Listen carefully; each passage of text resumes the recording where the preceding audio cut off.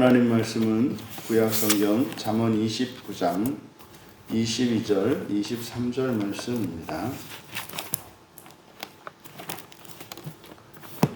함께 읽겠습니다. 노하는 자는 다툼을 일으키고 성내는 자는 범죄함이 많으니라. 사람이 교만하면 낮아지게 되겠고 마음이 겸손하면 영예를 얻으리라. 아멘. 분노와 겸손이라는 제목으로 말씀의 은혜를 나누고자 합니다. 오늘 말씀은 이 화의 종말론적인 의미, 다시 말해 사람이 구원을 받는 데 있어서 이 화가 미치는 영향이 무엇인지 우리에게 교훈하므로 우리가 일상생활에서 이렇게 화를 내는 그 일이 어떤 사건이나 그 사람의 인격의 문제에서 그치는 것이 아니라 그것이 어떻게 종말에 우리의 구원에 어떤 영향을 미치는지를 가르쳐 줌으로써 우리들의 감정과 또 우리들이 그 감정을 어떻게 대처하느냐에 따라서 또 그것이 구원에 어떤 영향을 어떻게 미치게 되는 것인지를 오늘 본문은 교훈하고 있습니다. 21절은 화를 나타내는 말이 앞에 노 그리고 뒤에 성내는 자, 성내는 성. 그래서 앞에 있는 노라고 번역한 이 단어는 아프 이제 코에서 유래하는 말입니다. 그래서 이 콧김을 낼 때, 우리가 이제 화를 냈을 때 이제 씩씩거리는 장면, 이제 혈압이 올라가니까 숨이 가빠지는 이제 씩씩거리는 장면, 이게 이제 앞에 노라고 번역한 아프의 의미이고, 이제 뒤쪽에 성 낸다, 이게 성인데 이 성은 해마, 열입니다. 열. 그러니까 이제 막 혈압이 쫙 올라와서 얼굴이 빨개진 이런 모습. 둘 다 아프나 해마나 사람이 이제 화를 냈을 때의 모습이죠. 근데 일반적으로 앞에 있는 아프와 뒤에 있는 이 해마는 앞으로 시작해서 나중에는 씩씩거리다가 나중에는 얼굴이 빨개지고 이제 열 받는 거죠. 그래서 이제 화가 더 이제 커진 상태, 뒤에 있는 이제 성내는 것이 이제 그런 의미입니다. 그래서 앞에 노하는 자는 다툼을 일으키고, 여기서 이제 노하는 자 할 때 이 자가 이쉬입니다. 이쉬니까 우리는 이것을 이제 신자로 이해한다. 원래 이쉬의 의미는 남편, 남자 이런 의미이고, 이것이 이제 사람을 대표하는 명사로 쓰였을 때, 그러면 그때는 이제 아담의 상대어가 되는데, 아담이라고 하는 것은 흙으로 지어진, 다시 말해 육체적 인간을 말하는 것이고, 이쉬는 그때는 영적인 인간, 거듭난 인간을 말한다. 그래서 이제 오늘날로 하면 이제 신자의 의미입니다. 그러니까 노하는 신자 이렇게 되는 거죠. 그러니까 화내는 신자. 여기가 이제 그냥 명사의 소유격으로 되어 있어서 그대로 하면 화의 남자입니다. 그러니까 단순히 화내는 것이 아니에요. 화의 남자. 그러니까 그냥 아주 습관처럼 일상생활에 이제 버럭버럭 하는 사람을 나타내는 겁니다. 그런데 신자죠. 그러니까 신자라고 하는 것은 누굽니까? 사실 그리스도인 그러면 딱 떠오르는 두 단어를 한다면 사랑과 연합이거든요. 그리스도인의 특성은 어디인가 뭐 이렇게 많은 사람이 있는 곳에 그리스도인이 있을 때 그 그리스도인의 특징적인 그 모습은 사랑과 연합을 우선하는 사람이에요. 그래서 여러 사람들이 모인 곳에서 자꾸 이제 패거리 짓는 그런 속에서 어떤 사람은 그런 패거리들을 해체하고 이렇게 모으게 하는 거죠. 그리고 이제 뭐 어떤 사람들에 대한 뒷담이나 이런 것을 이야기할 때 훈담이나 덕담 같은 이런 것들을 화제의 이렇게 주제로 꺼내는 사람들이죠. 그에 반해서 이제 기독교인이 아닌 사람들은 뭐 비난하고, 그리고 누군가의 잘못이나 허점들, 이런 것들을 이야기함으로써 이제 미움을 조장합니다. 그게 이제 사실은 그래서 그리스도인인데, 근데 본문은 노하는 자로 번역한 이것은 사실은 화가 뭐 일상이 되어 있는 신자 이런 뜻입니다. 화의 남자는 다툼 이제 논쟁이죠. 그래서 이 다툼이라고 하는 것은 이게 말싸움을 말합니다. 격한 싸움은 아니에요. 다툼을 일으킨다, 일으키다, 가라, 선동하는 거죠. 선동하는 거죠. 그러니까 뭐 그리스도인이라 할지라도 이렇게 사람들로 하여금 이렇게 논쟁을, 이렇게 다툼을 조장하는 그런 사람을 가리키는 겁니다. 그리고 성내는 자는 그러니까 경노하는 거죠. 이 해마는 열 받는 상태이기 때문에 이제 화가 좀 더 심한 경우입니다. 그래서 경노의 여기는 자로 번역된 여기가 앞에는 이쉬였지 않습니까? 근데 이쉬가 이제 변화를 하는데 발이 됩니다. 발이 돼요. 그러니까 발은 주권자라는 뜻이거든요. 그러니까 해마 아프의 신자가 나중에는 경노의 주인으로 바뀌는 거예요. 그러니까 이제 화를 내면 이게 점점점 이게 점층법이죠. 화를 내면 이게 지금 어떻게 이제 어떤 변화가 일어나는지를 보여주는 거예요. 그러면 다툼을 선동하던 사람이 이제는 경노의 주인이 되어서 많은 범죄함, 여기서는 이제 범죄라고 번역하는 것보다는 사전적인 의미를 그대로 페샤이거든요. 페샤의 기본적인 의미는 반역이에요. 반역입니다. 그러니까 이 페샤가 하나님께 대해서는 하나님의 말씀을 거스르는 것, 적극적으로 반대하는 것을 나타내거든요. 그러니까 반역이 라브는 많은 이런 뜻이에요. 그래서 많은 반역을 선동한다. 많은 반역을 선동. 그러니까 그냥 다툼만 일으켰던 사람이 다툼이 반역이 됐고, 반역도 그냥 반역이 아니라 많은 반역. 그러니까요, 지금 22절은 바로 이렇게 우리는 화가 무엇인지 알지 않습니까? 화는 뭡니까? 감정이 체화되지 않았을 때, 이 근본 감정이 처리되지 않았을 때, 다시 말해 근본 감정이 처리되지 않았다는 것은 사랑으로 바뀌지 않은 겁니다. 그럼 아니면 최소한 마음속에서 이렇게 이제 억제할 수 있는 거죠. 근데 이제 그것을 이제 한계를 넘어서면, 다시 말해 이 근본 감정이 분출하는 것을 이제 화라고 한다. 그런데 이 화라고 하는 것이 처리되지 않고 이제 계속 근본 감정이 처리되지 않고 이제 계속 쌓이게 되면 화를 내게 되는데, 이 화내는 것은 사실은 마지막 목적지가 어떻게 된다는 겁니까? 이제 경노하게 되고, 근데 그 경노하게 되면 결국은 많은 반역을 일으키게 된다는 거예요. 이게 성내는 사회. 뭐 한 10몇 년 전인가 뭐 독일에 있는 사회학자가 뭐 그랬었죠. 분노하는 사회. 우리나라를 지금 독일에 살고 있는 저명한 사회학자가 이렇게 이제 사회학적으로 우리나라를 진단했을 때 우리나라는 분노하는 사회다. 사실은 그게 다른 말 아니거든요. 조금만 알면은 과거에 우리나라는 보통 한해 민족이다 이렇게 말했어요. 한해 민족이다. 한해 민족이라는 것은 우리의 심리적 측면을 나타내는 것이고, 그러면 분노하는 사회는 뭐예요?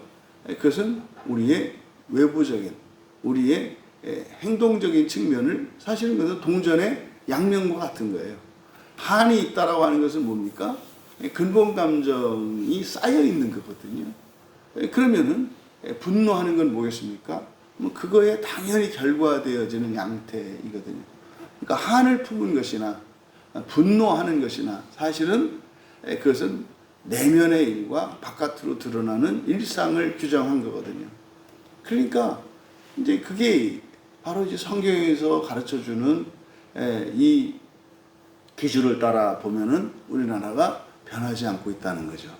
우리나라 사람들이 변하지 않고 있다는 거예요. 그러니까 옛날에도 그렇게 우리나라 사람들이 화를 잘 내는 겁니다. 그런데요, 희한하죠. 그 외세대에는 외세에 대해서 이렇게 자꾸 이렇게 외부의 사람들에 대해서보다 내부의 사람들에게 그렇게 화가 많아요. 그러니까 아마 외국인들이 우리나라처럼 이렇게 환대받는 나라는 그렇게 많지 않아요. 그냥 이제 외국인이라는 이유가. 우리나라 사람들 같은 경우에는 굉장히 외국인에 대해서 호의적이거든요. 그래서 외국 사람들한테 잘 선대하면서도 우리 안에 있는 사람들에게는 오히려 반대로 대하는. 이게 이제 안으로 들어가면 가족보다 외국 사람들한테 빡빡빡 웃다가 가족한테는 왜 그래? 뭐 이제 이러는 거죠. 이게 이제 우리나라의 어떤 민족적인 어떤 민족성 안에 이제 있는 요게 이제 감정의 문제 때문에 그런 거죠. 그러니까 지금 이 화의 문제라고 하는 것은 단순한 이런 문제가 아니라 우리나라 같은 경우는 아주 뿌리 깊은 영적인 문제고 민족성 안에 있는 내재되어 있는 원죄에 가까운 거예요. 그래서 이 분노하는 것과 화를 내는 것 말이죠. 근데 문제는 오늘 성경은요. 그게 이제 화가 점점점 이제 이 감정을 처리하지 못하면 그게 이제 화를 내지 않을 수 없는 사람으로 바뀌고 이거는요. 신자라 하더라도 예외는 아니다 이 말이에요. 신자라 하더라도. 그래서 어느 나라 어느 민족에 속해 있는 그것은 우리의 신앙과 또 다른 그런 특성을 가지고 있단 말이에요. 그래서 한국 사람은 그리스도인이기 전에 한국 사람이었기 때문에 한국 사람의 민족적인 어떤 특징을 가지고 있는 거예요. 그래서 우리나라 그리스도인들이 화가 많아요. 그래서 사실 외부에 나가보면은 그 외국 사람들 같은 경우는 화가 그렇게 많지 않거든요. 그건 뭡니까? 쌓인 감정이 이렇게 많지 않아요. 이제 우리나라 같은 경우는 그래서 정치하는 사람들이 이런 걸 많이 이용한다고요. 확 쌓여있는 사람들이기 때문에 그러다 미움 한 스푼만 딱 던지면은 이 사람들은 그냥 뭐 사리 분별 없어요. 그냥 한 사람만 딱 이렇게 미워하게 하면은 그냥 악마화해 버리면 그냥 끝나는 거거든요. 이 나라가 그래서 정치인들이 굉장히 악한 정치인들이 성공하기 좋은 그런 정치 환경을 가지고 있어요. 이 나라가. 어쨌든 22절에서 얘기하는 것은 굉장히 심각한 결과를 말하는 거죠. 그건 결국 뭐로 간다는 겁니까? 하나님을 대적하고 하나님의 뜻을 거스르게 된다는 거예요. 뭐가? 이 화가. 근데 사실은 화의 시작은 뭐예요? 감정이거든요. 이 감정이 우리가 처리되지 않으면 다시 말해서 정상적인 그리스도인이 될 수 없다는 것을 이야기를 하는 겁니다. 왜요? 이슈가 바알이 된다니까요. 자기가 우상이 돼요. 그래서 화가 나면 뭐 이렇게 들리지도 않고 옳고 그름도 없잖아요. 그래서 자기가 원하는 대로 화를 확 쏟아내야 되잖아요. 그 상태가 어떤 상태예요? 그게 바알의 상태죠. 자기의 절대 정신이 아니지. 사실은 절대 감정이지. 절대 감정의 상태. 이것을 성내는 자라고 번역한. 그러니까 이걸 그대로 직역하면 경노의 주인이에요. 그러니까 이 경노의 주인은 절대 감정의 상태. 그러니까 자기의 감정이 모든 선, 악과 이렇게 옳고 그름의 기준이 되는 거죠. 이어 23절에 사람이 교만하면 낮아지겠고 마음이 겸손하면 영예를 얻으리라. 여기에서도 이제 앞에서는 이쉬와 바알의 대조가 있었는데 23절에서는 사람 아담입니다. 아담과 이제 하반절에 있는 마음이 겸손하면 이렇게 되어 있습니다만 이 마음은 루아흐, 영입니다. 그러니까 육체와 영에 대한 대조인 거예요. 그러니까 영적인 사람, 육체적인 사람. 이게 사실은 이 루아흐가 나타내는 것은 누구였습니까? 이슈의 특징이란 말이에요. 이슈의 특징. 근데 앞에 22절의 이슈는 화의 신자, 화를 내는 신자고 23절의 신자는 겸손한 영, 뭐 이렇게 되겠죠. 겸손한 영, 낮아지게 되겠고 이렇게 되어 있겠. 겸손하면 이렇게 되어 있습니다만 겸손하면이라고 번역한 샤팔이 형용사입니다. 그래서 앞에의 마음이라고 번역한 루아흐를 수식해요. 그래서 겸손한 영 이렇게 됩니다. 그러니까 23절은 겸손한 영과 교만한 사람을 대조하고 있죠. 그래서 사람의 교만입니다. 사람이 교만하면 사람의 교만은 그를 낮아지게 할 것이며, 낮아지다, 샤펠, 여기 낮아지다라고 하는 동사와 마음이 겸손하면 할 때 겸손한 요 형용사, 그래서 낮다라고 하는 의미를 가진 동사와 형용사가 사용되고 있어요. 그런데 낮아지게 되겠고, 이게 샤펠, 낮다라고 하는 의미를 가진 동사인데 이게 히필형, 사역형입니다. 그래서 낮아지게 하다 이런 거죠. 낮아지게 하다. 그러니까 사람의 교만은 그를 낮아지게 할 것이며, 그리고 겸손한 영은 영광을 붙잡게 될 것이다. 여기서 영예라고 번역한 것은 우리 집사님이 아니라 카보드, 영광입니다. 영광. 근데 이 영광이라는 단어를 왜 영예라고 했을까요? 이거는 이제 지상화한 거죠.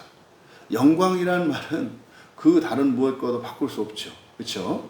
영광이라는 것이 현세적으로 이렇게 지상화할 수도 있어요. 사람들 가운데서 좋아 보이고 높아 보이고 이렇게 할 때 영광스럽다 이렇게 말을 하잖아요. 근데 성경에서 우리가 추구해야 될 영광은 사람의 영광이 아니라 하나님의 영광을 말한다고요. 그래서 이렇게 영광을 말할 때는 하나님의 영광이기 때문에 영예라고 하는 말 하면 그걸 사실은 지상으로 격화시키는 거예요. 격화시키는 거예요. 그래서 그대로 영광이라고 해야 합니다. 그러면 사람과, 다시 말해서 육체적인 사람과 영적인 사람의 특징을 여기서는 교만과 겸손으로 규정하고 있어요. 사람의 특징은, 사람이 사람인 것은 뭐하다?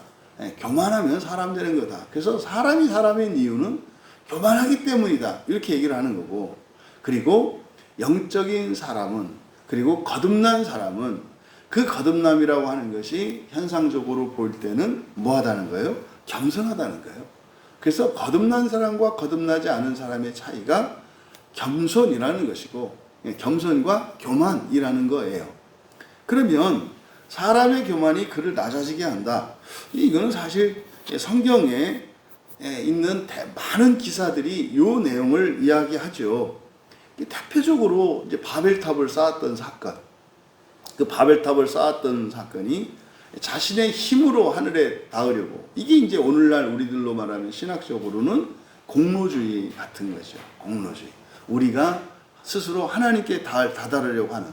그러니까 그때 당시에 바벨탑은 오늘의 과학기술 문명이에요. 우리가 과학기술을 발달시켜서, 의학을 발달시켜서 사람을 어떻게 해요? 불멸의 존재로 만들겠다고 하는 거죠. 이게 오늘날의 바벨탑이에요. 이게. 그러면 과거의 바벨탑이 바로 단지 탑을 쌓는 게 아니라 그게 바로 뭡니까? 인간의 힘이에요.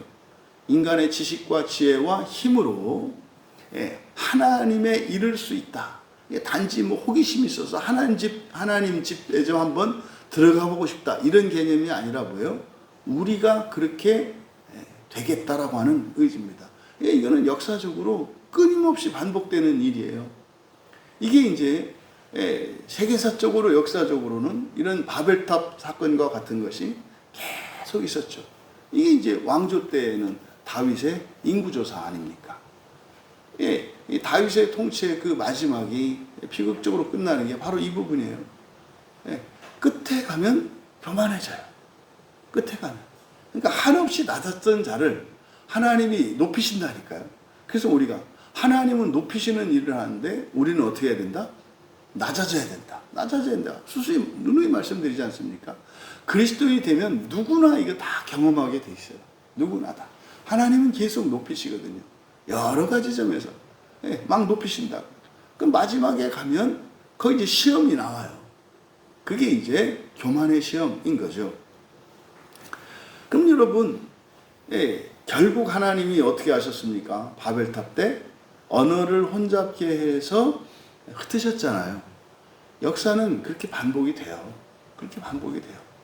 의사소통. 오늘날은 완전히 이제는 감정으로 의사소통이 안 되죠. 이게 요즘 지금 우리 어린 자녀들 세대가 지금 기가 막힌 거예요. 예? 옛날 뭐 진짜 1950년대, 60년대 문맹률을 퇴치하기 위해서 막 국가적으로 한글을 장려하고 막 이렇게 했던, 지금 뭐 한글 못 읽는 사람은 없잖아요. 근데 지금은 어떤 방식으로 언어가 혼잡돼요? 뭐 유튜브, 개인 방송. 그러니까 이 유튜브 방송은 이게 무시무시한 거예요, 사실은. 왜냐하면 수많은 선생이 있어요. 수많은 선생이. 그러니까 맞고 틀리고도 없어. 그냥 이제 흥미를 유발시켜서 그 사람들의 감정만 살살살살 간질려가지고, 그러니까 수많은 선생들이 있어. 그러니까 지금 절대 정신이, 그러니까 유튜브라고 하는 것은 포스트 모더니즘의 대표주자예요. 이 시대 사람들의 정신, 이 세계를 딱 한마디로 나타내는 게 유튜브예요, 유튜브. 뭐 누가 너만 옳은 거 없어요. 나도 옳고. 그러니까 유튜브는 뭡니까? 정말 귀한 그런 어떤 지식과 진리들도 있고, 정말 이런 쓰레기 말도 안 되는 것들이 있고, 거짓말도 있고 진실도 있고, 이게 막 뒤섞여 있잖아요. 그러니까 오늘날도 똑같이 이런 유튜브와 같은 인터넷 매체, 또 이 SNS라고 하는 익명성을 담보하는 일방적으로 막 이제 보내는 그 뭡니까? 악성 댓글 이런 거 아니에요.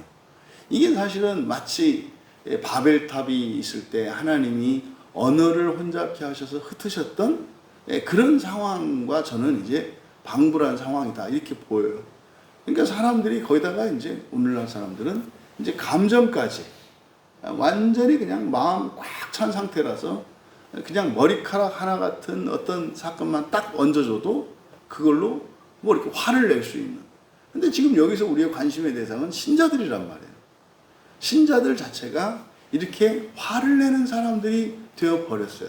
근데 그 정도가 아니라 이게 지금을 보면은 진짜 경로의 주가 되어 있는 상태죠. 그러니까 화나면 뭐 하나님이고 뭐고 없는 거예요. 그냥 뭐 부모고 뭐도 없고 선생이고 뭐도 없고. 그러니까 지금 이 교회 안에 일어나는 현상, 그러니까 이게 지금 사실은요 얼마나 두려운 때고 이게 얼마나 배교의 시대인가. 그러니까 신앙을 빙자한 배교예요.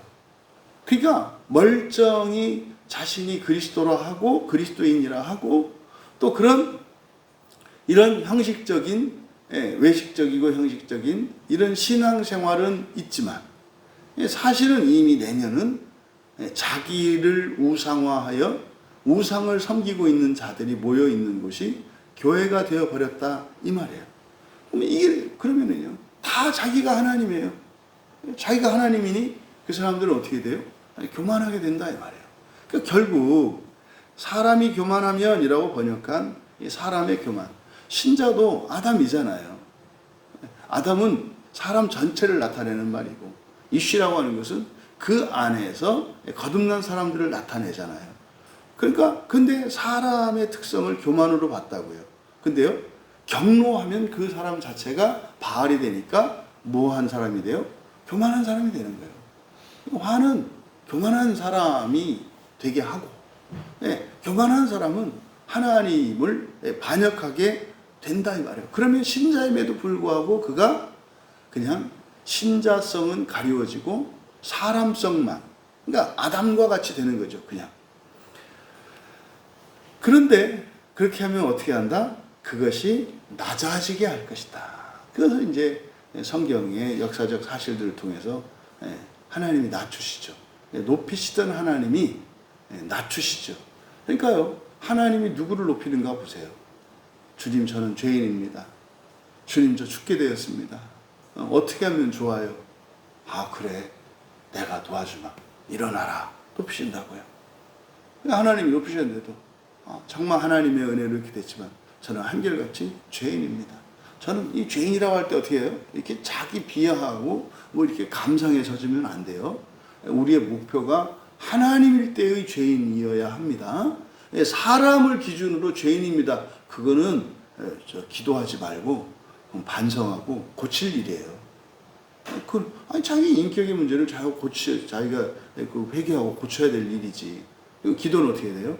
하나님 고치려고 하는데 안 돼요. 제가 의지가 약해요. 제 의지를 강하게 해주세요. 뭐 이렇게 기도를 해야죠.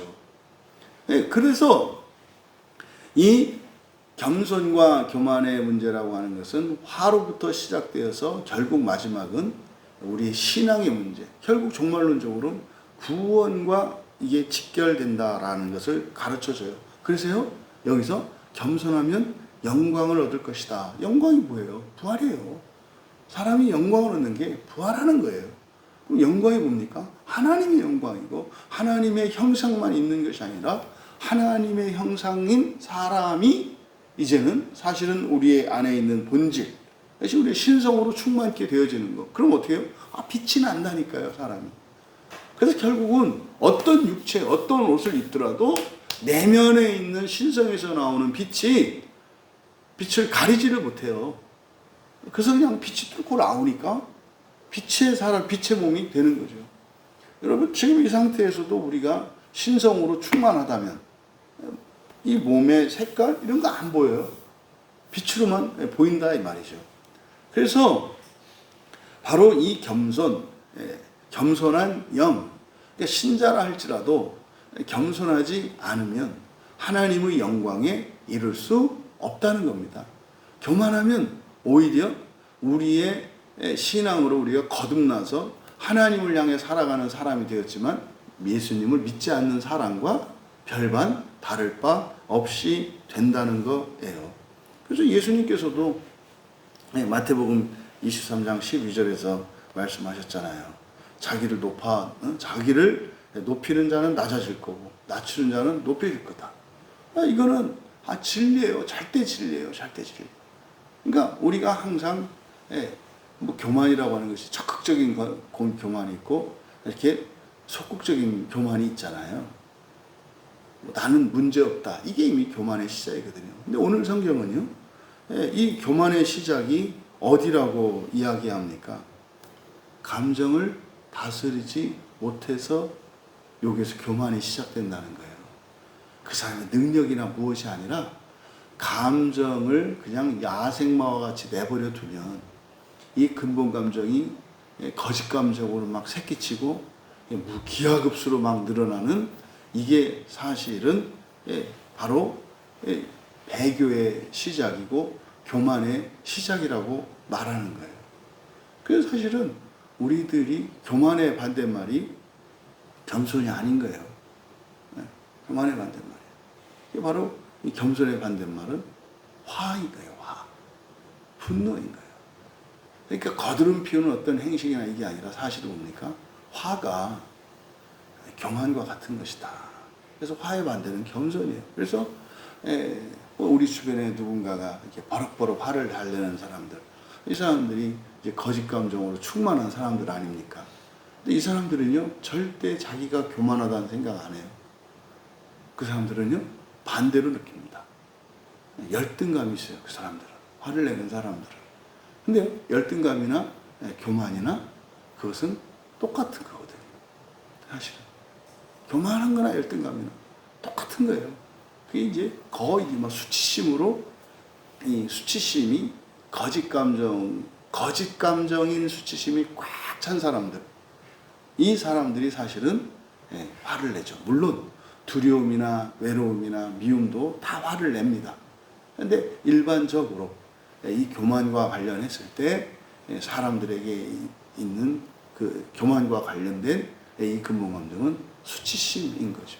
그러니까 누구의 비난이나 누구의 지적을 못 견뎌요. 수치스러워서. 그러니까 이제 버럭버럭 화를 내는 거죠. 여러분, 결국 감정을 다스리지 못하면 분노하게 되고, 분노하게 되면 교만하게 된다는 겁니다. 그러면 사실은 우리가 이 세상을 살고 신앙생활하는 목적이 하나님의 영광에 이르는 것인데 그것을 하나님 영광에 이르지 못하게 해요. 뭐가? 교만이. 근데 교만은 어디서 시작된다? 분노, 화에서 시작된다. 근데 화는 결국 어디서 시작된다? 우리의 감정 처리를 하지 못해서. 여러분, 겸손은요, 바로 근본 감정을 사랑으로 승화시키는 데서 시작하는 거죠. 겸손은 참고 이런 게 아니에요. 그러니까 우리가 화를 내지 않을 수 있는 사람이 되어야 겸손해질 수 있어요. 그러니까 겸손의 시작은 바로 우리의 감정을, 근본 감정을 사랑으로 승화시키거나 최소한 그것을 거짓 감정과 근본 감정을 구분을 해서 우리 마음이 차오르지 않게. 여러분, 근본 감정만으로는 절대로 마음을 채울 수 없어요. 우리 마음이 그렇게 작은 게 아니에요. 우리 마음이 크거든요. 이 근본 감정 여러분이 느끼려면 어떤 사건들인데 그렇게 마음을 완전히 채울 수 있을 만큼 그런 근본 감정들이 쌓이느냐? 절대 그러지 않아요. 우리 마음을 채우는 것은 거짓 감정이거든요. 꽉 채우는 것은. 그래서 최소한 거짓 감정과 근본 감정만 구분한다 하더라도 우리가 겸손해질 수 있는 거죠. 그러면 겸손해질 수 있으면 어떻게 된다고요? 하나님의 영광에 이르게 한다 이 말이에요. 여러분, 화를 내는 문제, 우리의 감정 처리의 문제, 이것을 부활과 연결 짓는 이 본문에서 여러분들이 교훈을 얻으실 수 있기를 바랍니다. 화를 다스릴 수 있는 겸손한 자들 되셔서 하나님의 영광에 이르지 못하게 하는 이 교만의 방해에 여러분의 꿈이 좌절되지 않도록. 그래서 우리 일상에 누누이 말씀드리잖아요. 화내는 방법이 다 달라요. 절대 화를 정당화하지 마셔라. 핑계도 대지 마셔라. 이 화는 나를 교만하게 만들고 교만은 하나님의 영광에 이르지 못하게 한다는 사실을 기억하시고 자신 안에 있는 화를 다스리고 근본적으로 우리의 감정을 사랑으로 바꾸는 그 일이 우리의 부활에 직결되는 것임을 기억하시고 우리의 일상에서 언제 우리의 마음이, 우리의 감정이 꿈틀거리는지 늘 분별하며 하나님의 영광에 이르시는 모두가 되시기를 주님의 이름으로 축원합니다. 존귀하신 하나님, 저희들이 화를 내고 경노하는 그것이 다른 누군가에게 책임을 돌리거나 원인을 핑계하는 것이 아니라 내 안에 처리되지 못한 감정들로 인한 것임을 자각하게 하셔서 화의 원인을 밖으로 돌리는 어리석음을 범하지 않게 하시고 그 화를 다스릴 수 있는 자들 되어 겸손하여 하나님 영광에 이르는 저희들 모두가 되게 하옵소서. 감사하며 예수님의 이름으로 기도하옵나이다.